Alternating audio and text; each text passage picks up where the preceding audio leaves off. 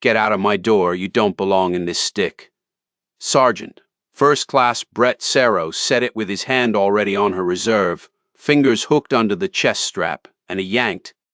He pulled the woman out of the line of jumpers, the way a man pulls a weed, a short, hard tug that swung her sideways into the bulkhead of the Seacon 130. Her helmet rang against the aluminum. The red jump light washed everybody the same color, and for one full second nobody in the cargo bay moved. She did not stumble forward into him. She did not put a hand out to catch herself. She took the swing, let her boots find the deck again, and stood there, in the wind, off the open paratroop door with her static line still hooked to the anchor cable above her head, the snap link riding the wire exactly where she had clipped it, and she looked at him with no expression at all. There were 19 jumpers behind her, helmets down, faces taped over with the blank look men get in the last 90 seconds, before they go out a door at 800 feet. None of them said a word. The loadmaster looked at the floor. A specialist near the ramp, a kid named Ruel, who had 31 minutes of total jump time and was about to make it 32, opened his mouth and then closed it. To Sarro, the way she just stood there was worse than if she had argued. A nobody who argued he could shut down. This one absorbed it, like the bulkhead absorbed her helmet, and gave nothing back. And that infuriating stillness landed in his chest as a kind of accusation he could not name. So he did the thing a loud man does when a quiet one will not flinch. He got louder. You hear me? You're a manifest error. Somebody stuffed you on this aircraft to make a head count, and I'm not putting a tourist out my door. The wind took most of it. She heard all of it. Behind the open faceplate of her helmet, the woman they were calling, the tourist let her shoulders come down a quarter-inch that no one in that screaming bay would ever have seen, and she unhooked her own static line from the cable with the thumb. Slow and correct, the way you do when you have done it more times than you have done almost anything else. And she stepped back against the bulkhead and let the stick close up around the hole where she had been. She did not yet say the thing that would have ended it. She just filed it, the way she filed everything.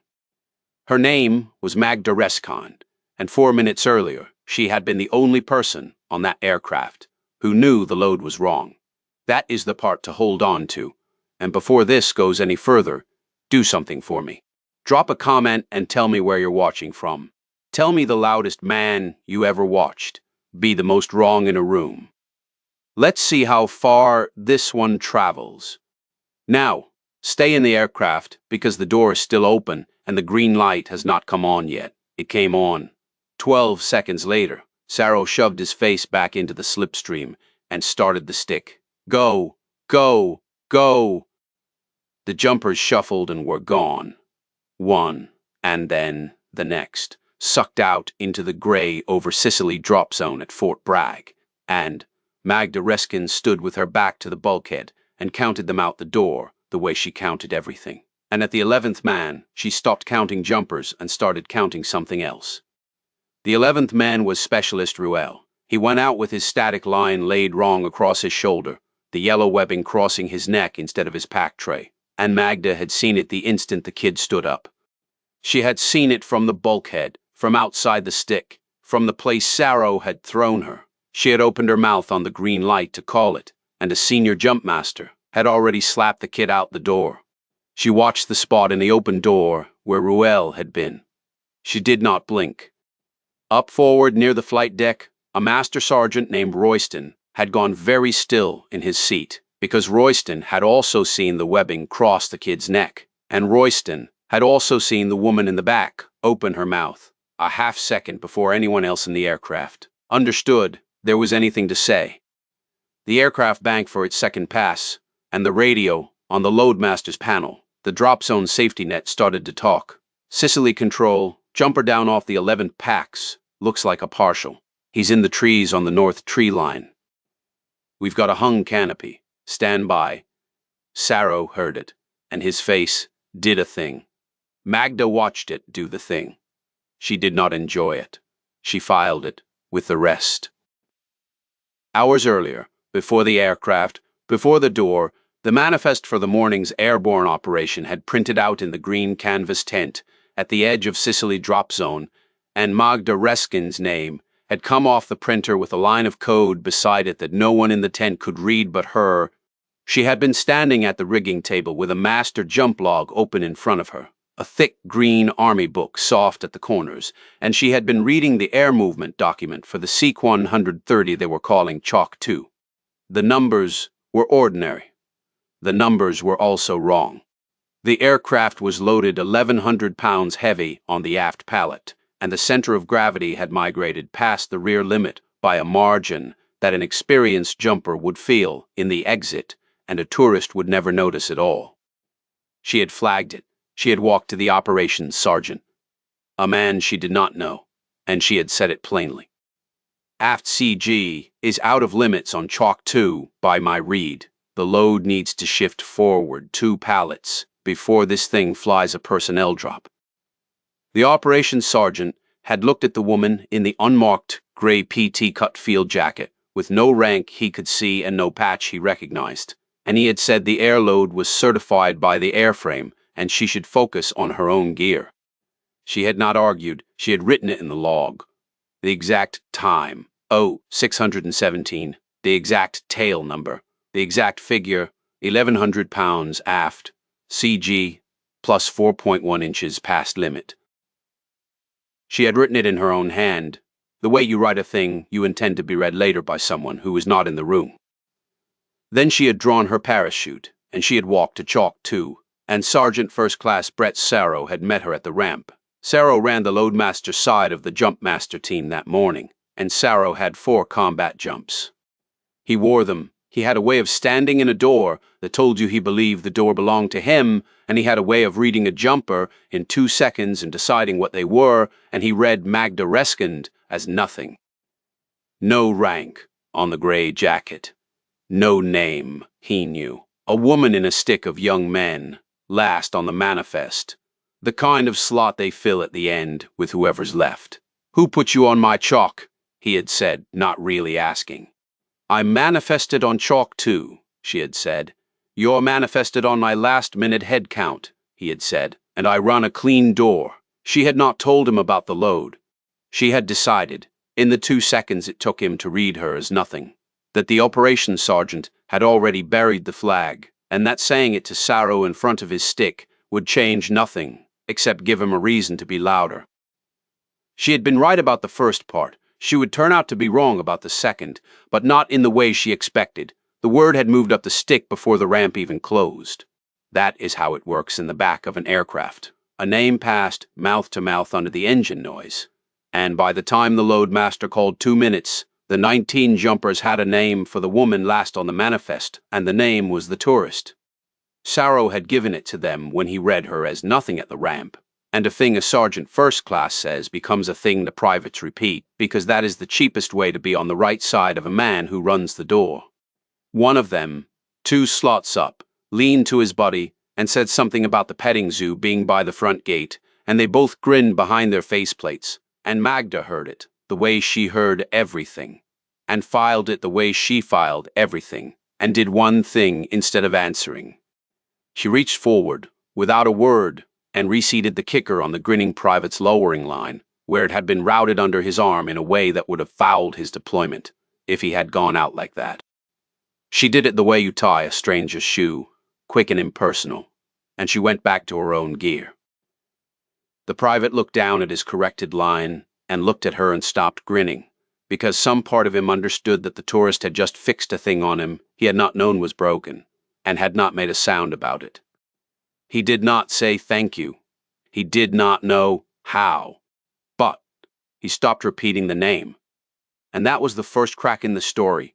Sarrow had handed the stick a half-second before the door, and nobody but Magda and a master sergeant up forward saw it open.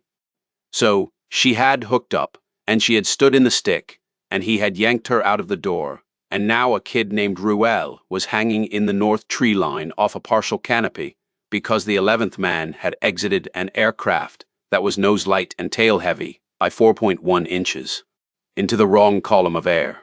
Royston, up forward, unclipped his own restraint and worked his way back along the cable toward the woman against the bulkhead. He had to lean close to be heard. "You saw the webbing on the kid," Royston said. It was not a question. Magda nodded once. "You saw it from back here outside the stick, where he put you, yes." Royston looked at her for a moment, at the way she held the master jump log against her chest under the reserve, at her hands, which were not shaking, at the snap link she had unhooked herself with a thumb in a screaming bay without looking at it. Royston had 19 years in airborne units. Royston had seen a great many people stand in a great many doors. He went very, very still, the way a man goes still when a piece of the floor he thought was solid turns out to be a trap door, and he did not yet say what he was thinking, because the aircraft was banking back over the wounded boy in the trees, and there was a job to do first. "Stay close to me on the ground," Royston said. "Don't say anything to anybody until I tell you to." "I wasn't going to," Magda said. The Sequin 30 came around and put the rest of the stick out clean, and then it turned for the field, and the whole way down to the runway Sergeant First Class Cerro stood in his door and told himself a story about how the partial on the 11th man was a rigging error in the kid's own pack tray. Nothing to do with the load, nothing to do with him. And he believed it, because a simple instrument believes the story that costs it the least, and shame in a simple instrument comes out first as certainty and then as cruelty. He would need the story. He did not yet know how badly. On the ground at Sicily, the recovery team had already pulled Specialist Ruel out of the north tree line, and the word coming back across the net was the best word there is. He was alive. Bruised, a sprained wrist, a long welt where the yellow webbing had burned across his neck on exit, and a story he would tell for the rest of his life about the morning his static line laid wrong, and the air came up under him crooked, and the ground did not kill him. He was alive because the partial had snagged in the upper branches and bled off just enough of his fall, and because the kid himself, 32 minutes of jump time, had done one thing right in the half second he had. He had kept his feet and knees together. Somebody had taught him that, and it had held. Magda Reskind walked off the recovery line with the master jump log under her arm, and the operations sergeant came to find her, and his face had changed. The flag she had written at 0617 had stopped being a thing he could wave off. A jumper was down. A heavy aft load was about to be measured by people who measured things for a living, and there was a line in a green book, in a stranger's hand, that said the load was out of limits an hour before the aircraft left the ground. "You're the one who flagged the CG," the operations sergeant said. "I'm the one who wrote it down," Magda said. "There's a difference. Flagging it is what I did at 0617. You're the one who decided it didn't matter." She did not say it loud. She said it the way you read a measurement aloud.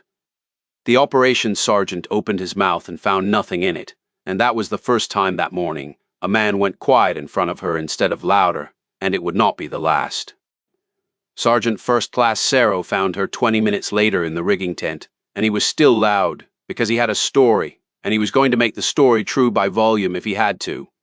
"You," he said, "you want to tell the safety board you flagged a load. You weren't even qualified to be on that aircraft. I pulled you for cause.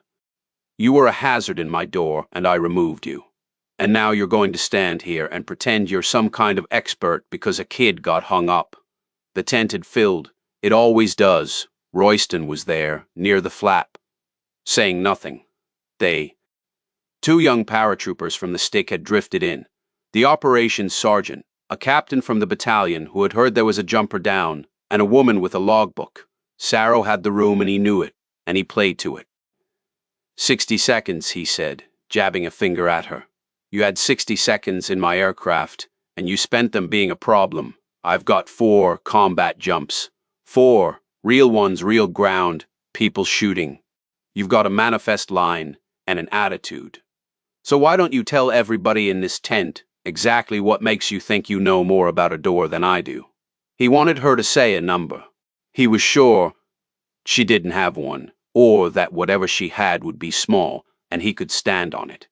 Magda Reskind set the master jump log down on the rigging table and opened it, not to her own flag, not to 0617, but to the back, to a section of the green book that was hers, and had been hers for a long time, and she turned it so the captain could read it. But she did not read the number out yet. Royston stepped off the tent flap. "Sergeant Sarrow," Royston said, "you might want to stop talking. You're going to want to take that one back, and you can't take it back after she answers." "Stay out of it, Master Sergeant." "I'm in it," Royston said. "I was in it the second you put her on the bulkhead, and she called the kids webbing before anybody in the aircraft could open their mouth. I've been doing this 19 years. I know what a person looks like when a door belongs to them. It doesn't look like you this morning." That landed. Not on Sarrow, who was too far into the story to feel it, but on the room, which went quiet. A different way. The captain looked from Royston to the woman to the open green book. The Seek 130 was already taxiing back out for the second lift. There was a clock on this, the way there is always a clock on Sicily drop zone. Jump stacked, nose to tail through a morning, and the captain had a decision to make about whether to ground the aft-heavy aircraft or fly the next chalk, and he had about 11 minutes to make it before Chalk 3 loaded. 11 minutes had already become 9. "Read it," the captain said to Magda, not to Sarrow. She still did not read the headline. She read the load first, because the load was the thing that mattered, the thing a kid was alive by inches over. "Oh, 617 this morning," she said. "I flagged Chalk 2 aft of CG limit, by 4.1 inches, 1,100 pounds heavy on the aft pallet. It's in this log, in my hand, and it's in the operations log, because I made the sergeant initial it before I draw a chute. That aircraft flew, a personnel drop nose light. The 11th jumper exited a half-second early into uncommanded yaw, and his static line laid across his neck on the way out. That's not a rigging error in the kid's pack tray. That's a load that should have been shifted 2 pallets forward before anyone hooked up. You can have it measured. It'll measure exactly what I wrote at 0617, because I wrote it down before it could be argued with." The captain was already keying his radio to ground Chalk 2. 9 minutes had become 6. Sarrow heard the whole thing and heard one word in it, qualified, the word he had thrown at her, and he reached for it. "And who certified you to make that call? You don't have the airframe quals to read a load like that. I have every quality you'd want, and a few you wouldn't," Magda said. "But you didn't ask about the load. You asked what makes me think I know more about a door than you do. You asked me for a number in front of these men. So I'll give you the number you asked for." She did not flip pages. She knew where it was. She had known where it was for 11 years. But she did not say it across the tent. She closed the green book on her finger to hold the place, and she looked at the captain. Because the reveal in this niche is never a self-introduction. It is a record forced into the open and read by the room, and she wanted it read right. "Sir," she said, "before I answer the sergeant, send a runner to brigade and have the command sergeant major bring my DA 1307, the whole jacket. He has it. He pulled it last night when I checked in because of who I'm here to inspect." That last clause moved through the tent like cold water. "Who I'm here to inspect." The captain looked at her for a long moment. Then he sent the runner. While the tent waited, Magda Reskin did not gloat and did not fill the silence. She stood with her hand in the green book and her eyes on the open tent flap, and the morning came back to her in the way mornings do when you are standing very still in a room that is about to change. She thought about a drop zone that was not Sicily, and not in this country, a hot black night 14 years gone, and a man named Soren Ransom, who had been her jumpmaster the first time she ever went out a door with people shooting up at the aircraft. Ransom had 31 combat jumps when she had 0. Ransom had pulled her out of a stick too, once, on a training jump, because her static line had been routed wrong, and she had been too proud to check it twice, and he had not gotten loud. He had hooked a thumb under her chest strap, the same place Sarrow had grabbed her, and he had said, "Quiet," in her ear. "You fix it on the ground, or you fix it in the air. Those are the only 2 times it gets fixed, and you don't want it to be the air." She had fixed it on the ground every single time. Since 60 combat drops, Ransom had not made it to her 10th. He had gone out a door over a valley. She could still draw from memory, and the air had come up under him crooked. A load problem, a heavy aft pallet, an aircraft nobody grounded, because a loud man was sure, and a quiet one wrote it in a log. Nobody read in time. She had been the quiet one that night. She had been 19, and she had not yet learned to make a man initial the page. She had learned it the next morning, standing over what was left, and she had been making them initial the page for 14 years. Something moved through her chest, standing in the rigging tent at Sicily, with the green book on her finger.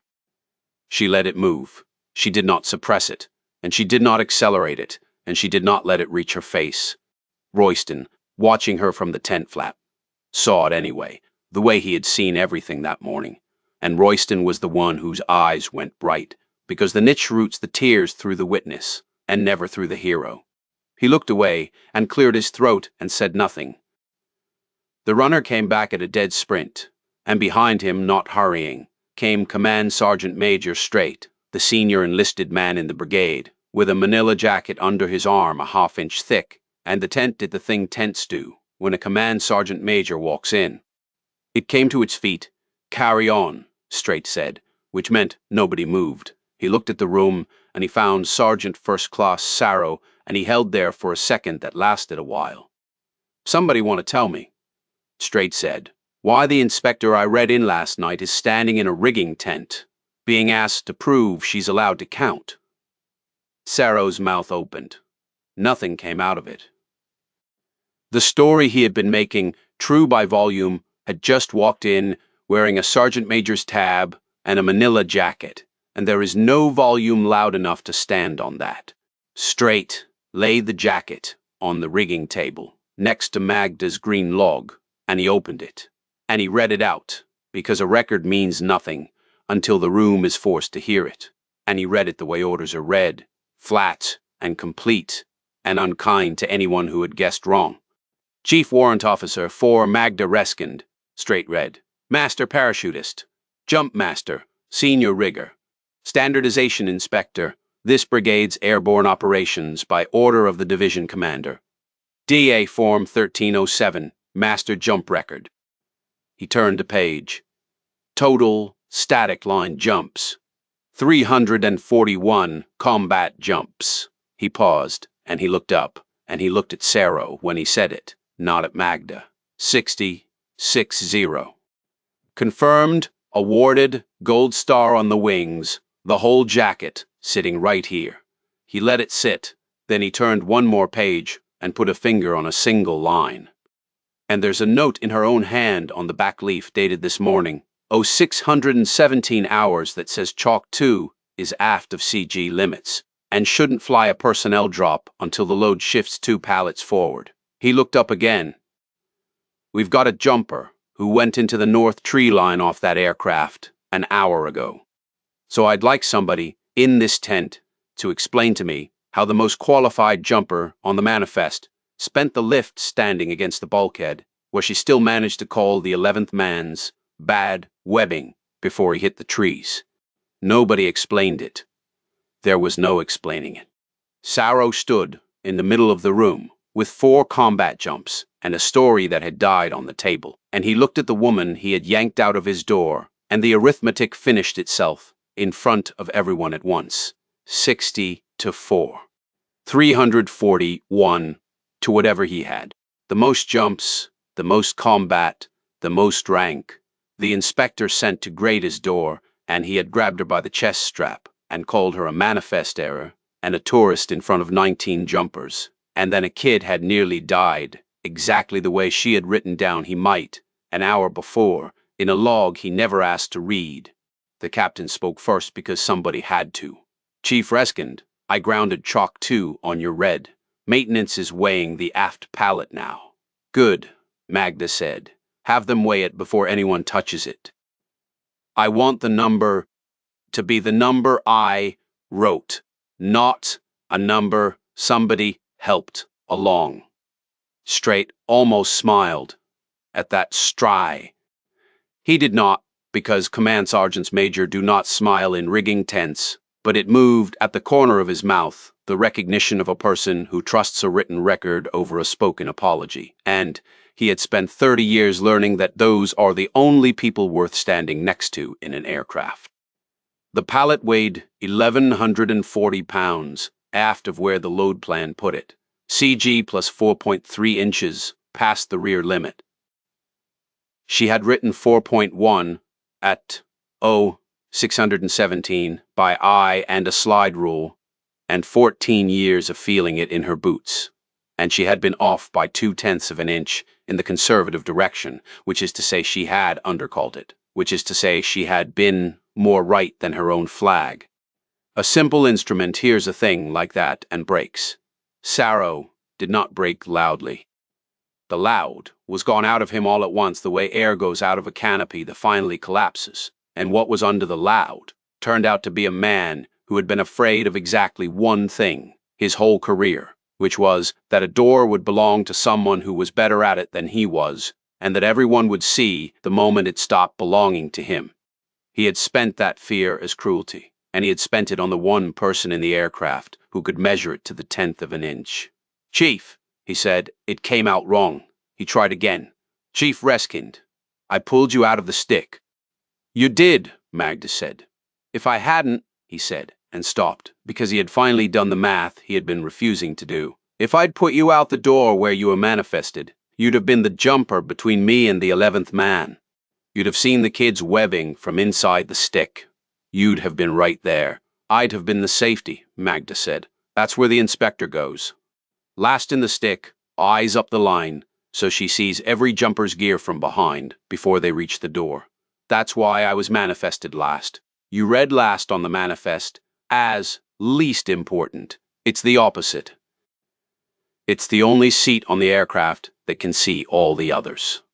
The tent was very quiet. Outside, a fresh aircraft was running up its engines, Chalk 3, loading on a corrected load plan that shifted 2 pallets forward, and the morning was going to go on.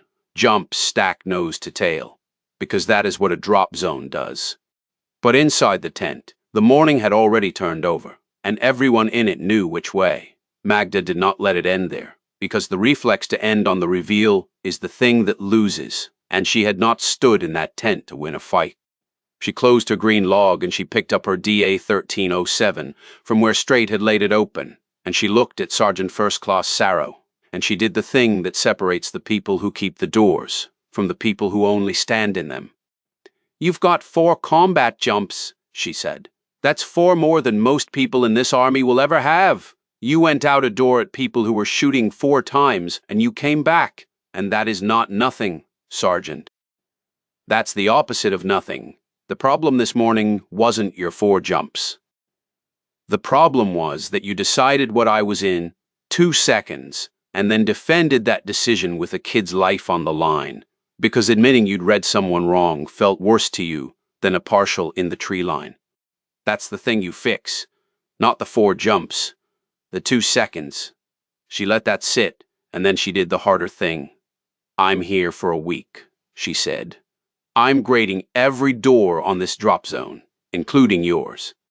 I could write you up for the bulkhead and the manifest airline, and you'd never run a Jumpmaster team again. Or I can put you last in the stick on tomorrow's lift, as the safety, eyes up the line, and you can learn what that seat sees. I came here for the doors, not for you. But the doors are made of people, so I'm going to make you a better one if you'll let me. It is a particular kind of mercy, the kind that costs the person receiving it more than punishment would, because it requires them to become the thing they failed to be." Sarrow stood in it for a long moment. Then he came to attention, which is the only language a man like that has, when the words won't come, and he held it, and Magda Reskind returned it, and that was the whole apology, given and received, in a tent that smelled of canvas and aviation fuel at the edge of Sicily drop zone. The week ran the way weeks run. Specialist Ruel came back to the line on the 3rd day, with a brace on his wrist and the webbing burn fading on his neck, and he sought her out at the rigging table, because the kid had pieced together, the way the young do, that the woman against the bulkhead was the reason the recovery team knew within seconds which tree line to search, and the reason the aircraft behind his was grounded before it could do it again. "They said you cold my gear before I even hit the trees," Riel said. "From the back, from where the sergeant put you." "From where the safety stands," Magda said. which is where you're going to stand in about 300 jumps when somebody decides you're the one who sees all the others. She handed him his static line, checked, and turned it so the yellow webbing lay clean across his pack tray, the way it should have laid the first time. Hook up, eyes up the line. You fix it on the ground, or you fix it in the air. You want it to be the ground. The kid took the line and did not understand yet that she had just handed him the only thing Soren Ransom had ever handed her, 14 years and a continent away, and that this was how it moved, from a quiet Jumpmaster who got pulled out of a stick to a loud one who learned to stand last, to a kid with 32 minutes who would someday say it to somebody else, in the back of a screaming aircraft. The math gets passed forward. That is the only way it survives. Saro flew last in the stick the rest of the week. On the final lift, he caught a crossed riser on a young soldier, 2 jumpers from the door, called it, stopped the man, fixed it, and put him out clean, and he did not look back at Magda for credit, which was how she knew the 2 seconds had started to change. She wrote it in his evaluation. She wrote it in her own hand, the way she wrote everything, so it could be read later by someone who had not been in the room. Standing fixed it without applause. That's the door starting to belong to him. On her last morning, she signed off the brigade's airborne certification and packed the green log into her bag, soft at the corners. The record of 341 jumps and 60 combat drops in one line, written at 0617 that grounded an aircraft an hour too late for a clean conscience, and just barely in time for a living boy. Command Sergeant Major Straight walked her to the flight line. Division's standing up an inspection cell, Straight said. Permanent somebody to ride. Every door in the division, and write it down before it's the air instead of the ground. They want you to run it. Pick your own people. She looked out at the drop zone, where chalk one of the morning's lift was already climbing into the gray, and where, in the back of it, last in the stick, eyes up the line, a sergeant first class with 4 combat jumps was learning to see all the others. I've got a master sergeant in mind, she said Royston. He went still in the right second, and there's a kid named Rurel who's going to be good in about 300 jumps if nobody breaks him first. And the cell needs a name, Straight said. For the radio, pick something. She thought about a hot black night, 14 years gone, and a man who had hooked a thumb under her chest strap and told her the only 2 times it gets fixed. She thought about a name she had not said out loud in a long time. Ransom, she said. Call sign Ransom, he'll know why. Straight wrote it down. He did not ask who Ransom was. Some records you read aloud, and some you carry, and a man who has done 30 years knows the difference. The Sieg 130 was waiting with its ramp down. Magda Reskind walked up it with the green log under her arm, and she did not look back at the tent, or the table, or the door she had been pulled out of, because the door was never the point. The point was the line in the book, in her own hand, that someone would read later, after she was out of the room, and believe because she had made them initial the page. She had not decided yet whether to take the cell. There was a daughter in Tacoma she had not seen enough of, and there were only so many mornings, and she had stood over enough of what a heavy aft pallet leaves behind to know that the doors will never stop needing someone to count them, with or without her. Straight had left the offer open. The radio name was assigned, and the cell was real, and it would sit there waiting, the way a green light waits behind a red one. She buckled in, last in the stick, out of habit, eyes up the line, and the ramp came up, and the question went up with it, unanswered, the way the best questions do. If you've ever stood in a room and watched the loudest person decide what you were in 2 seconds, and watched them be exactly that wrong, you already know which seat she takes. You already know what's in the book. The only thing nobody knows yet is whether she says yes to the cell. And there's a video on screen right now where another quiet one gets read wrong in another door, and the number that comes back is bigger than anyone in the room was ready for. Go watch that one. The math only works if it keeps getting passed forward.